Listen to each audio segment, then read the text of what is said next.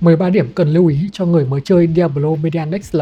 Diablo Median XL là một bản mod của Diablo 2 đã ra đời được gần 20 năm rồi. Qua nhiều bản cập nhật thay đổi thì hiện tại game đã có một số lượng người chơi khá trung thành, cũng như một hệ thống nhiệm vụ boss khá là đồ sộ. Đi kèm với đó là những công thức, vật phẩm đa dạng mà nếu là một người mới, bạn sẽ thấy khá là rắc rối. Với lại, so với bản gốc, Median XL đã thay đổi khá nhiều với các cơ chế trong game. Nhiều khi mình có cảm giác đây là một trò chơi khác hoàn toàn. Vì thế, trong video này, mình sẽ giới thiệu với các bạn một số điều các bạn cần lưu ý khi mới bắt đầu chơi game. Bắt đầu luôn nhé! Đầu tiên, đó là bạn không cần nhặt đồ đem về bán. Ở bản gốc, chắc nhiều bạn đã quen với việc trong những giai đoạn đầu, các bạn nhặt hết các loại đồ linh tinh đem về nhà bán cho mấy ông bà NPC để lấy vàng. Tuy nhiên, ở Median XL bạn không cần làm thế, vì mỗi đồ bạn mang về bán chỉ được 1 vàng thôi. Kể cả các loại đồ nâu, đồ xanh cũng chỉ được một lượng vàng rất là ít. Vì thế, các bạn chỉ cần nhặt các đồ mình có thể dùng được thôi nhé. Ví dụ vũ khí phù hợp với skill của mình, hay là các loại áo, mũ, giày, nhìn chung là đồ thủ. Vàng thay vì bán đồ mà có thì sẽ rơi ra rất nhiều khi đánh quái, và game sẽ tự động nhặt vàng. Bạn chỉ cần đi qua đống vàng thôi, rất là tiện. Thứ hai, nhắc đến việc đi thì khác với bản gốc, bạn nên đi bộ khi chơi game Median XL, không cần chạy, bởi vì game đã cải thiện tốc độ đi bộ rồi. Bạn sẽ đi khá nhanh so với bản gốc.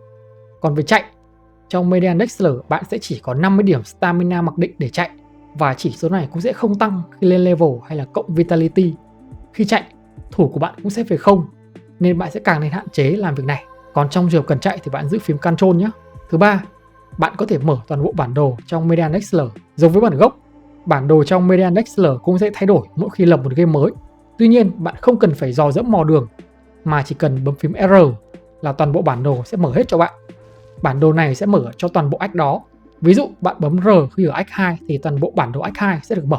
Thứ tư, bạn không cần thu thập các cuộn giấy xanh và giấy đỏ như bản gốc. Ở bản gốc, bạn phải tìm các cuộn giấy xanh để mở cổng về nhà. Còn ở Median XL bạn có thể mở cổng về nhà bất cứ lúc nào. Nó được coi là skill mặc định trong game rồi, với cooldown là 10 giây. Bạn có thể thấy nó ở menu skill chuột phải. Median XL cũng đã bỏ việc phải dùng cuộn giấy đỏ để xem đồ nhặt được là gì, nên bạn không cần quan tâm tới nó nữa. Thứ năm, đó là bạn phải nhớ làm cái nhiệm vụ mặc định của game. Nó sẽ cho bạn các phần thưởng có giá trị trong giai đoạn đầu game. Có một số nhiệm vụ thay đổi phần thưởng. Ví dụ như giải cứu ông già Kane, bạn sẽ nhận được một cái áo unique có rất nhiều kháng, rất có ích trong giai đoạn đầu khi kháng của bạn còn yếu. Hoặc làm nhiệm vụ Black March, ngoài rune, bạn sẽ nhận được các cục Arcane Shard có ích cho bạn để chế đồ sau này.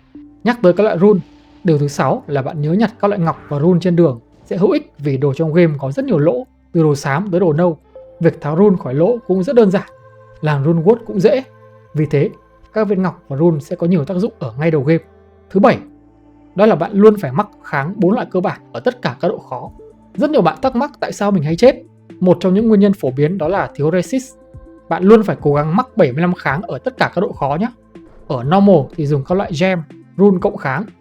Ở nightmare thì bạn sẽ bị trừ 30 kháng. Tuy nhiên ở đây, bạn có thể sử dụng đồ honorific để bù lại. Bạn cũng có thể bắt đầu lấy các loại charm ở đây để tăng kháng. Ở hell bạn sẽ bị trừ 70 kháng. Tuy nhiên lên hell số lượng charm sẽ rất nhiều. Bạn có thể bắt đầu đi đánh các boss để lấy charm tăng kháng. Để kiểm tra kháng, bạn bấm phím A và xem phần resist của mình đã mắc 75 chưa. Thứ 8, đó là mặc dù không cần nhặt đồ của các nhân vật khác, nhưng bạn vẫn phải lưu ý nhặt các đồ màu nâu ở đầu game. Chúng có tên là Tier Unique. Nếu bạn không dùng tới thì bạn có thể phá nó để làm các viên AC. Sau đó dùng các viên AC này để làm các đồ unique cho nhân vật của bạn. Gần 5 đồ unique phá ra sẽ được một viên AC. Còn công thức làm đồ unique bạn có thể tham khảo ở trang chủ nhé. Thứ 9, đó là bạn phải tải phần mềm D2 Start từ trang chủ về. Nó sẽ thông báo khi có các đồ quan trọng rơi như đồ unique, rune, ngọc. Ban đầu bạn chỉ cần sử dụng bản mặc định của nó thôi. Trước khi vào game bật nó lên là được. Khi nào lên cấp cao rồi mới phải chỉnh sửa chi tiết. Về việc chỉnh sửa D2 Start, mình đã có một video chi tiết về cái này trong kênh rồi nhé. Thứ 10, đó là cách để reset điểm cộng. Bạn làm nhiệm vụ mặc định đầu tiên ở Act 1, tức là giết hết các con quái trong hang Den of Evil.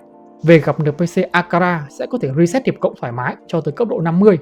Sau đó ở mỗi độ khó, làm nhiệm vụ này bạn sẽ có thêm một lần reset điểm. Hoặc bạn có thể đi farm và nhặt các bình màu xanh lá mang tên là Belladonna Extract. Chuột phải vào các bình này sẽ reset điểm cộng cho bạn. Thứ 11, đó là những level đồ sẽ rất nhanh. Bạn có thể đạt tới cấp 100 trong vòng vài tiếng. Đó là bởi vì các boss của Median XL phần lớn đều ở độ khó hell và cấp 100 đổ đi. Nên từ 1 tới 100 chỉ là khởi động thôi nhá.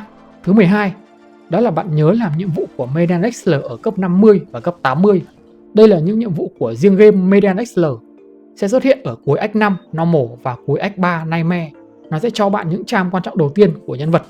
Chi tiết về hai nhiệm vụ này, mình có một video riêng hướng dẫn rồi, các bạn có thể xem trong kênh.